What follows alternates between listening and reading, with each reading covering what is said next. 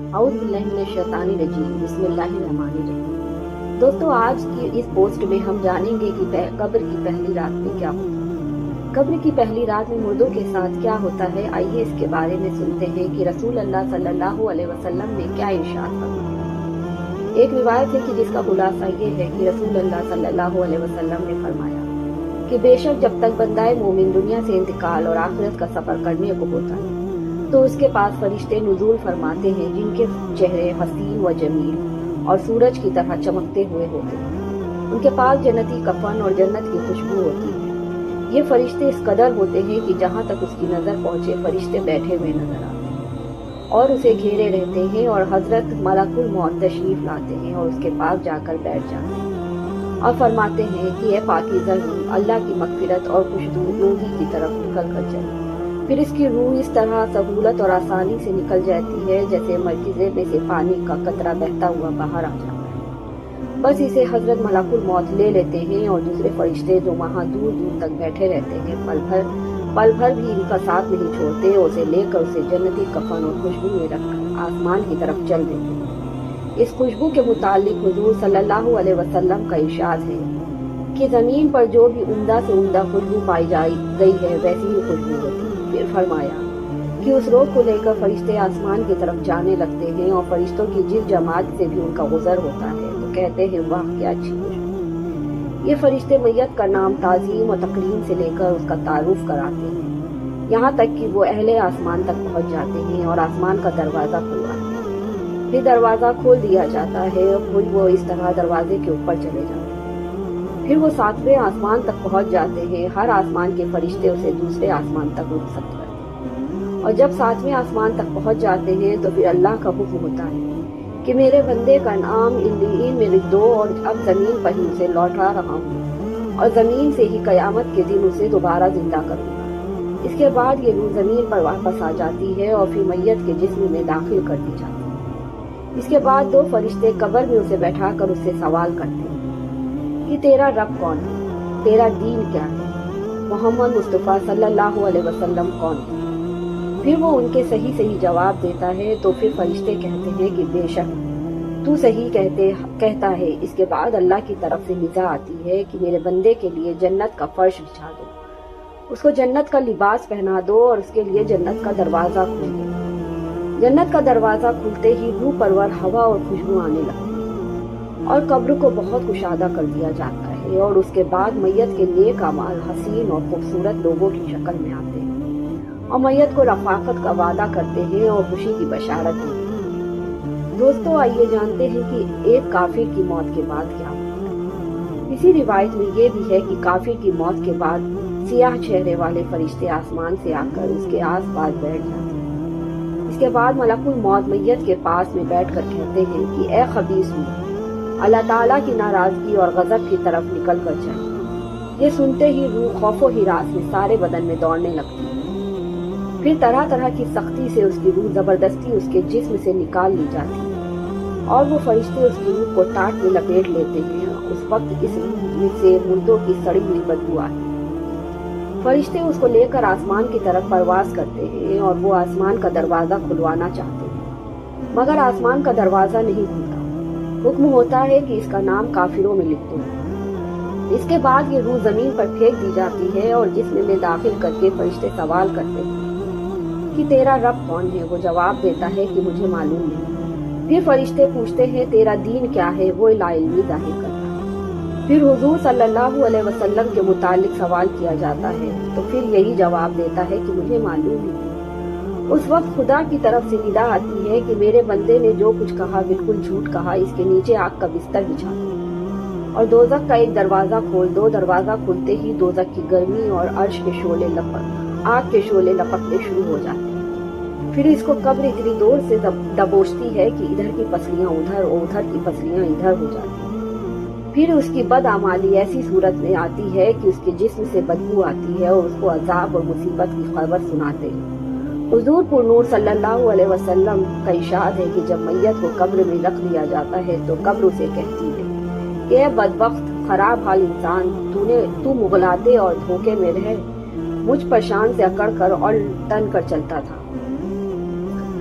तो मुझको ये मालूम नहीं कि मैं इम्तिहान और आजमाइश का घर हूँ, तन्हाई और हैबत का मकान हूँ, जहाँ सिर्फ कीड़ों की बहुतात है। तूने मेरी परवाह नहीं की। लेकिन अगर मरने वाला नेक होता है तो उसकी तरफ से कोई जवाब देने वाला आता है और कहता है कि यह कब्र देखती नहीं कि यह अच्छी बातों का हुक्म करता था और लोगों को बुरी बातों से रोकता था। तो फिर कब्र ये सुनकर कहती है कि अच्छा, ये अगर ऐसा था तो इसके लिए मैं गुलजार बन जाती और उसका जिस्म नूर का बन जाएगा और रूह खुदा के पास चली जाएगी। और कभी मुर्दों से कब्र इस तरह कहती है कि मैं तारीखी और तन्हाई का घर हूँ।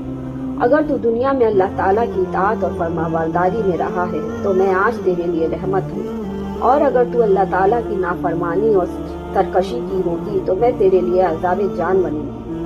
मैं वो हूँ जो मुझ में खुदा का नेक बंदा बन कर आएगा, वो यहाँ से खुश होकर निकलेगा, और जो गुनाहगार और नाफरमान होगा वो तबाह और बर्बाद हो जाएगा। और बाज दफा कब्र कहती है कि ए खाना खराब, क्या तुझे किसी ने मुझसे नहीं डराया था और तुझे ये खौफ दिलाया ना था कि मैं तंग और तारीख और बदबूदार खौफनाक कीड़ों का मरकज हूँ, और तूने दुनिया में रहकर मेरे लिए क्या सामान मुहैया कराया है।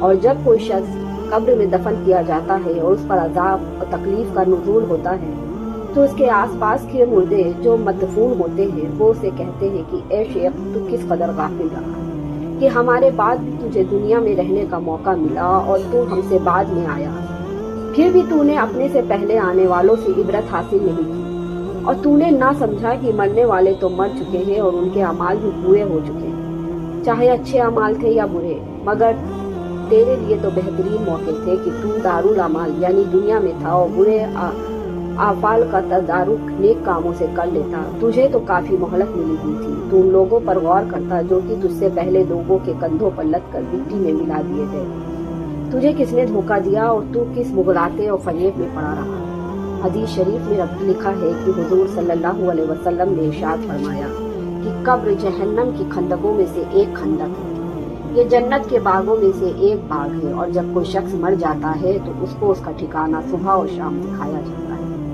जन्नती को जन्नत दिखाई जाती है और जहन्नमी को जहन्नम दिखाई जाती है। रसूल अल्लाह सल्लल्लाहु अलैहि वसल्लम हजरत उमर रज़ी अल्लाहु अन्हु से पूछा कि ए उमर, तुम अपने को मरने पर कैसा देखते हो कि लोग तुम्हारे लिए 4 गज लंबी और 1.25 गज चौड़ी कब्र खोदे, फिर तुम्हें गुस्ल देकर कफन पहनाए और फिर तुम्हें ले जाकर कब्र में रखकर चले आए।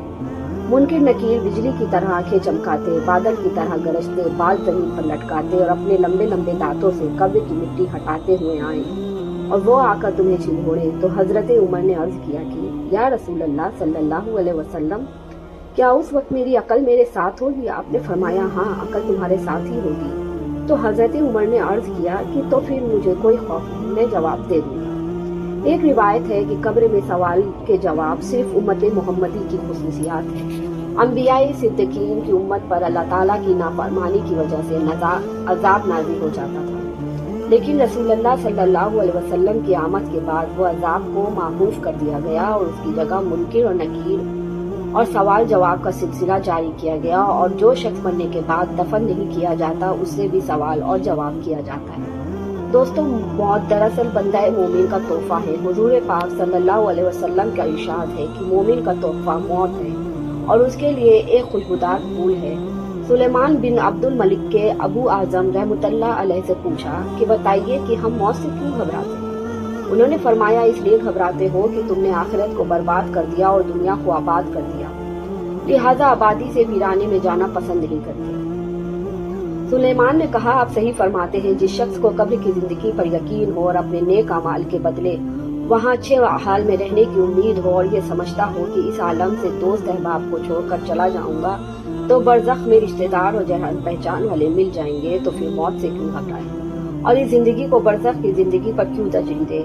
हदीस में है कि 2 चीजों को इंसान मकरूह जानता है, एक तो मौत है, हालांकि मौत उसके वास्ते फितने से बेहतर है, दूसरी मुफलिसी है क्योंकि मुफलिसी हिसाब देने के लिए आसान है। उलेमाओं ने फरमाया कि जो शख्स मौत को याद करेगा उसको अल्लाह ताला 3 करामात देगी। पहली जल्दी तौबा, दूसरी दिल की कनायत और तीसरी इबादत में दिल जमाई और इत्मीनान। और क्यों मौत को भूल जाएगा, उस पर 3 बलाएं नाजिल होंगी। पहली तौबा की उसको तौफीक नहीं होगी, दूसरी थोड़ी चीज उसको अनाथ ना करेगी और तीसरी इबादत में सुस्ती करेगा। किसी शख्स ने हुजूर सल्लल्लाहु अलैहि वसल्लम से सवाल किया कि कौन मोमिन सबसे ज्यादा अक्लमंद है, तो आपने फरमाया कि जो मौत को सबसे ज्यादा याद करे और नेक अमाल से मौत के बाद का सामान दुरुस्त करे। हजरत अली रजी अल्लाह ताला अन्हु ने फरमाया कि सब लोग सो रहे हैं, जब मरेंगे तब आंख खुलेगी। ए मुसलमानों, मौत और आलम बरहक की हकीकत तुम पर वाज़ेह हो चुकी है। तुम खुद ब खुद सोचो कि जो जिंदगी तुम गुजार रहे हो उसमें आखिरत के लिए क्या सामान मुहैया कर रखा है। तुमने दुनिया को आबाद किया और आखिरत को बर्बाद किया। यहाँ किसी के बारे में ये पता करना मुमकिन नहीं कि वो गुनाहगार है या नेक हो सकता है। हमारी नज़र में सिर्फ उसकी अच्छाइयाँ और बुराइयाँ हों, लेकिन नेकियाँ भी मौजूद हों जो उसकी बुराइयों को धोने वाली हों और वो हमारी नज़र से पोशीदा हो। इसलिए हर शख्स को अपने गुरूर, गुनाहों और खताओं पर नजर रखनी चाहिए, अपनी इस्लाह की फिक्र और कोशिश करनी चाहिए। इसलिए तुम्हें दूसरे की बुराई करने से परहेज किया करो, अपनी जिंदगी को संवारने की जद्दोजहद किया करो ताकि आखिरत के लिए बेहतरीन सामान जमा कर सको और तुम अल्लाह ताला की खुशनुदी हासिल कर सको। शराब पीना, ज़िनाखोरी, चोरीखोरी, जुआ, झूठ, ग़ीबत, चुगलीखोरी, ऐब, जुल्म, माँ बाप की नाफरमानी और इस किस्म की बहुत सारे गुनाह के बारे में तुम पढ़ चुके हो कि हमें किस कदर के सख्त अजाब हमें इसी दुनिया के बदले में मिलते हैं। तमाम गुनाहों से तौबा करो और नमाज, रोजा, हज, ज़कात, खैरात, सदका, रहमदिली, मोहब्बत और भाईचारा ऐसे तमाम नेक कामों पर दिल से अमल करो। तुम्हारे ये सभी अमाल आखिरत में काम आएंगे और तुमको अजाब से महफूज रखेंगे। अल्लाह ताला हमें नेक अमल करने की तौफीक अता फरमाए, आमीन या रब्बुल आलमीन। दोस्तों, आज की पोस्ट आपको कैसी लगी? अपनी इस नई दोस्त को हौसला अफजाई के लिए वीडियो को ज़रूर लाइक करिएगा और चैनल को सब्सक्राइब करिएगा। वीडियो अच्छी लगे तो कमेंट में ज़रूर बताइएगा। इंशाअल्लाह अगली पोस्ट के साथ जल्दी हाजिर होंगे। अल्लाह हाफिज़।